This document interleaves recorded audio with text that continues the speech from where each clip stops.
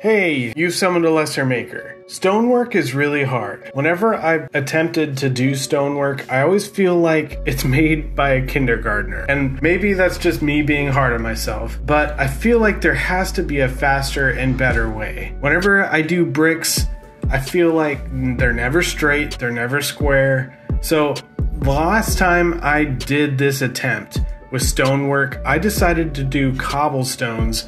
And I feel like this solved a lot of my issues because it was fast and I didn't really have to be super neat with it. I could just kind of cobble it together. Right now, I'm deep into the Mordheim Catacombs board. I need to cover a lot of space with some cobblestones and structures. It's such a tight space because it's inside this trunk. And I don't know if I'm going to be able to detail everything. So if I can make a mold of something, then it will be much faster. Today we're going to try and make a mold of a cobblestone wall. Whenever I start a project, I always like to draw it out. And the first step for me is to look at references. I'm looking at my Bloodborne concept art book, and I've been really inspired by 𝕮𝖆𝖈𝖔𝖒. I'm definitely going to be incorporating some of his ideas into my Mordheim Catacombs board. But more specifically, I'm planning out the cobblestone wall. It's got these arches, and this is a really easy sketch to make. I'm not bothering myself with drawing individual cobblestones. I just want these 3 arches, and I know to fill the gaps in with cobblestone. So I'm going to cut out my hand drawings and then transfer this to my foam core. I'm using foam core because I'm super familiar with this material.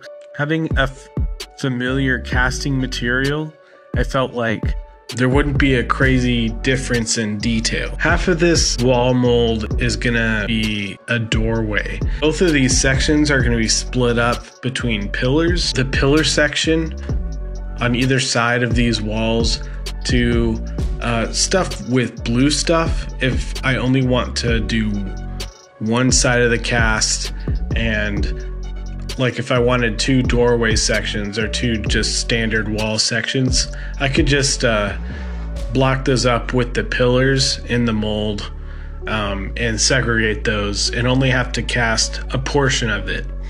Kind of a weird concept, but I've overthought this project, obviously. And then I just kind of filled in the lines with the cobblestones.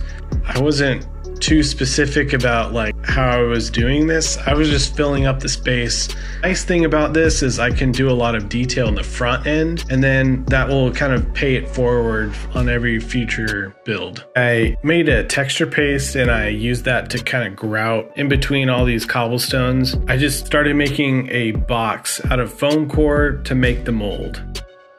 All right, so I have my mold ready. And to be honest, I'm not all that nervous. Most silicone involves a chemical reaction, so having things in the mold could mess up with that chemical reaction. But this is only heat. So I kind of think that there might not be a huge deal. I've never used this material before, so I'm not exactly sure how this works. Disclaimer, there's a reason why this is so early up in the video. So the material I'm using for this first mold is called silanite. It's a thermal reaction, so I microwave this. The nice thing about this is if I don't need this mold anymore, I could just cut it up, put it back in the bottle, microwave it again, and then just reuse the molding. Because this is my first attempt, it just didn't work out perfectly. Because it's reusable, this mold isn't like I can just cut it up and reuse it. So it's not a loss, and I think that's kind of the nice thing about this. In order to get this video done and do it correctly, I wanted to get the real stuff, like a 2-part, and just kind of get familiar with the basics and how it should feel before I do this again.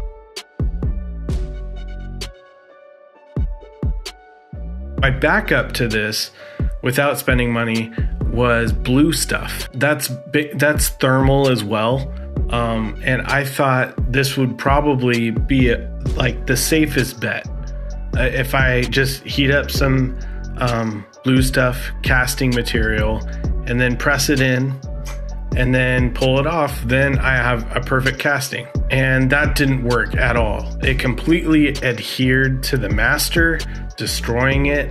And so I had to end up just remaking a new master. My mind was really spinning with ideas of what could have caused the issues, because the first mold just was riddled with bubbles. There were so many. Looking back on the footage, I kind of think it was because I was pouring it on too thickly, and I might not have microwaved the material enough. The other issue I was considering was foam core is mostly air. In theory, that could have trapped air bubbles inside of it, and then those air bubbles had nowhere to go when the silicone was trying to fill in those gaps.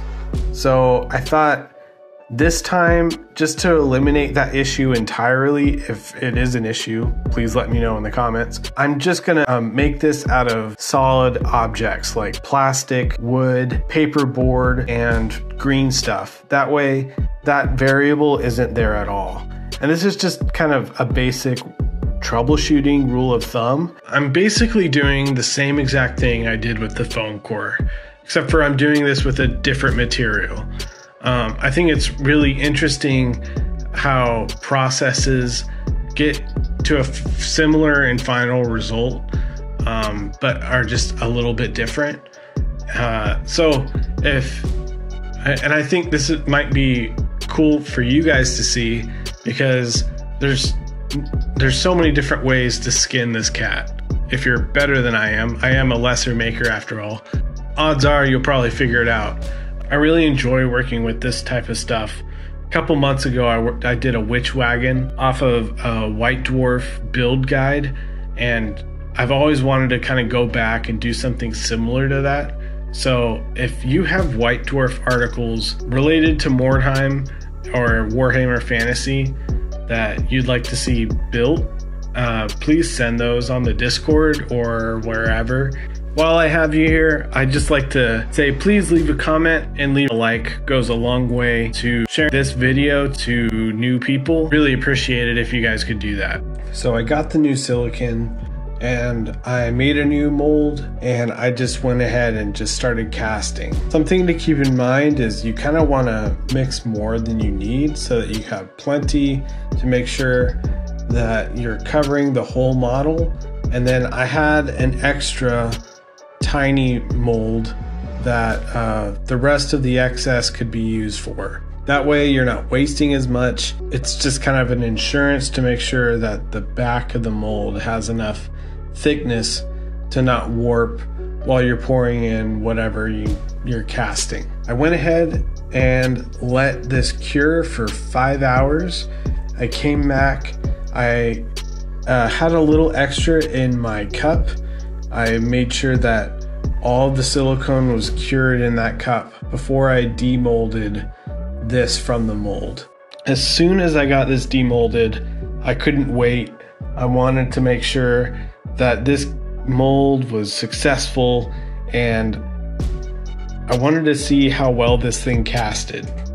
I mixed up some plaster and I poured it in, and I made sure it was pretty level in the back. I let this cure overnight, and then right after work, the first thing I did was I got home and I demolded this, and holy cow, it turned out so much better than I expected, which was such a relief because this project was kind of a headache, and I don't know, it's kind of scary, like getting halfway through a week and having nothing to show for it. Hopefully this video has some helpful tips for you and emboldens you to try something new. And in the future, I'm sure you'll be seeing me trying out that 𝕮𝖏𝖏 again, and hopefully that works out and was a good investment. Before this video ends, I'd like to thank my Patreon members. Thank you to 𝕮𝖏𝖏𝖈, Caracol, Old School FRP, Burning Heart Custom Creations, James Anders, Hanover, Grim Drunk, Treborius, Andy, Corey, Mike, Nick, The Lich's Laboratory, Cabu, The Pessimist, Seb, and Lori. You guys, your support means so much, and it makes a huge difference to help fund these weekly videos. The channel is monetized now, so go check out the backlog. I've been doing this for more than a year, so there's a lot of stuff that you guys could probably check out that you haven't seen before. Thanks again. Have a good one.